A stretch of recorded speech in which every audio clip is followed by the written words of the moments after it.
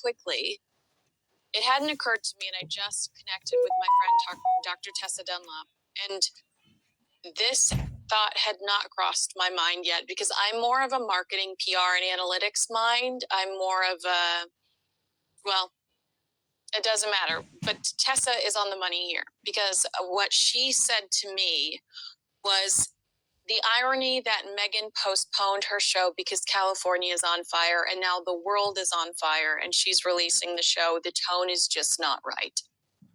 And I thought, you're absolutely right. Like, I'm scrolling because there's this show does not keep my attention. I'm bored as hell. And I'm scrolling through the news and seeing Ukraine this, Russia that, and Meghan is making bath salts. And there's literally, it is the most bizarre thing. She's making candles for the first time. She's making bath salts and complimenting herself. And Tessa's right. The world is on fire. This is not the time for Meghan Markle to be telling us why we need to take, 3 extra hours to be cutting up our fruit trays, or handwriting our menus, or yada, yada, yada, yada, yada. This is just, it's not, the tone, though, there's a lot of fear out there right now. And this escapism is probably nice sometimes, but it's just, it's a really tense time in the world right now. So props to Tessa for that point. I want to make sure I give her credit for that because I'm probably going to repeat it several times today. Because once she said that to me, I was like, you are so right. Now, here's a point I made on Good Morning Britain earlier today. And the person I was on with was like, what did they say? That's laughable. Okay. Now, Netflix wants people 18 to 39 years old. And why would you sign Harry and Meghan? For the return on investment. The ultimate objective would be that Harry and Meghan would attract new subscribers. You want to continue to grow your subscription base. And their target audience, we know, are people 18 to 39. They have 70 million monthly users on its most popular tier.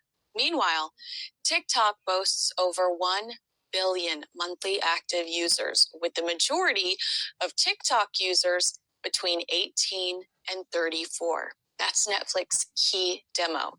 TikTok is full of short, raw videos, primarily shot on mobile devices. Now, this is Meghan and an entire production crew in full glam taking TikTok content or a Pinterest board and expanding it into a half-hour long show, like this longer form content to a demographic that's developed a short attention span thanks to TikTok brain. It's a thing, you can Google it. To me, this isn't innovative, it's backwards. You and I could shoot this entire show on our cell phones without a production team, without full glam, without, a $6,000 skirt and heels on in the kitchen, with raw authenticity. And I think that we could have an equal, I think we could have an equal product, uploading that on YouTube and generating an audience. I think that that's a possibility. I think that none of these projects are original. Meghan making candles, Meghan making a fruit tray, Meghan handwriting menus. These are not original moments. The bath salts thing is weird, but mostly because I associate bath salts with people like eating people's faces off because they're quote unquote high on bath salts. I mean, that's a little unique. Congratulations. But I don't feel like the projects are unique or interesting. Like I said, you can watch them in 30 to 60-second forms on TikTok by thousands of other creators who do add original spins or do add their own little quirks, or their storytelling is better, or their toddler shows up and wrecks it and it's adorable. There are better ways to execute this. There are quicker ways to execute this in a world where our attention spans are so short. And when we demand authenticity and we demand raw, Have you noticed how some of the most popular videos on social media are people just talking to you from the front seat of their car? And you're like, Jesus, I hope they're not going to drive anytime soon, because that's highly illegal. Some of them are driving, but people like it because it feels super real and authentic. Meanwhile, Meghan is done up to the nines, and she is, everything's here. Let me get to my official notes. Some of my official notes. This is what I told Good Morning Britain: too controlled, too glossy, too produced. And that's, we demand more from people. We want real emotions. We just want real. Now, there are going to be people that say Meghan hasn't paid her dues in this space. She's not Martha Stewart, but she compliments herself constantly throughout this thing. Like, when her makeup artist opens up I think it's preserves, and takes a bite out of it, she looks back at him and she's like, it's so good. I mean, she's like, those are from my garden. It's so good.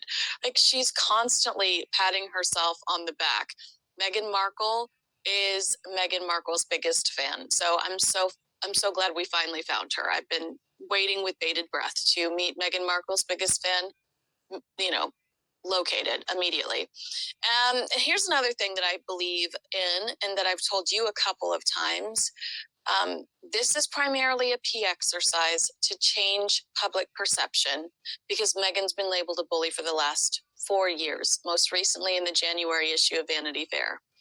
If you like Meghan Markle, you will appreciate this access to Meghan. If you dislike Meghan, this will not change your mind in any way, shape, or form. In fact, you might dislike her even more, because you'll be like, who has time? Who has time to do all of these things that this woman is insisting we do to elevate things? Like, who has the time to do this stuff in the real world? One thing she says is, the joy of hosting for me is surprising people with moments that let them know I was really thinking of their whole experience from morning to evening. This is an example of Meghan trying to tell us she's not the palace bully. I'm worried about you. I'm thinking of you. I'm concerned. I want to make your day better. I want to make your day great. That person can't be the palace bully, right? That's what I felt like that quote and that theme was about. Now, this show needs to be a success for Meghan's professional reputation. They have failed too many times in front of the entire world. Meghan has only had one commercial success for Netflix, and in that series, she's just ripping into the British royal family. And factually, several of the accusations were not true throughout that series. But Heart of Invictus, Live to Lead, bombed. Polo, not a success. Pearl, canceled before it even went into production. And most famously, Spotify. That and was nasty. That was not an amicable split. I will swear up and down I don't believe that was an amicable split. I'll tell you why. Again, had Meghan decided to stay with Spotify, there were multiple different ways that she could have continued to monetize her podcast. She could have pursued sponsors herself, stayed on the platform, continued to create the content, and contacted Pepsi herself, or, I don't know, Raising Cane's. Clearly, this woman loves her chickens based on this series. But she could have contacted sponsors herself and said, would you sponsor my podcast for X amount of dollars? Then she would have just done verbal ads.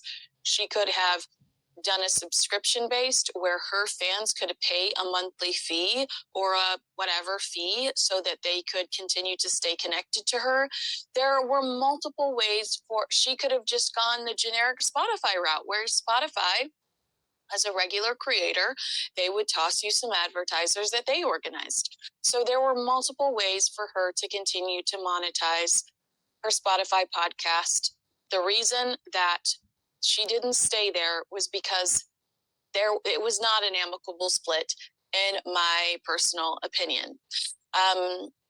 When I was asked whether or not this would be successful or not, I do think that there's a morbid curiosity. Absolutely. There might be a moment where this series ranks the same way Meghan briefly dethroned Joe Rogan from the podcasting charts. But less than a year later, Meghan was no longer with Spotify. So ultimately, what does that really mean? again, it's that morbid curiosity. Also, I wish I could remember his name because he is mighty handsome. I was looking at this British actor who's on anything. I wish I could remember. He's on this show I'm watching right now on Apple Plus, and he's gorgeous.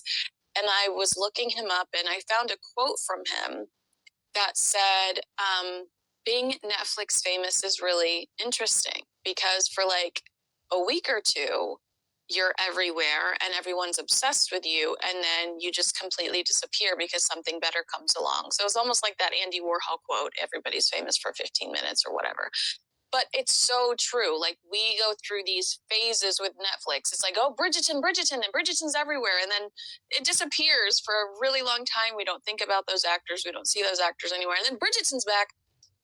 Or it's just a series that, because Netflix can be so fickle with the way that they cancel things willy-nilly, we can be obsessed with something that truly does disappear forever. So that fame is fleeting when it comes to Netflix, is my point. And I wish to God I could remember that actor's name, but boy, is he good looking.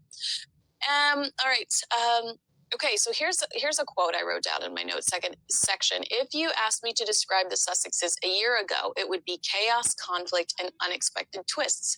This is the opposite of that.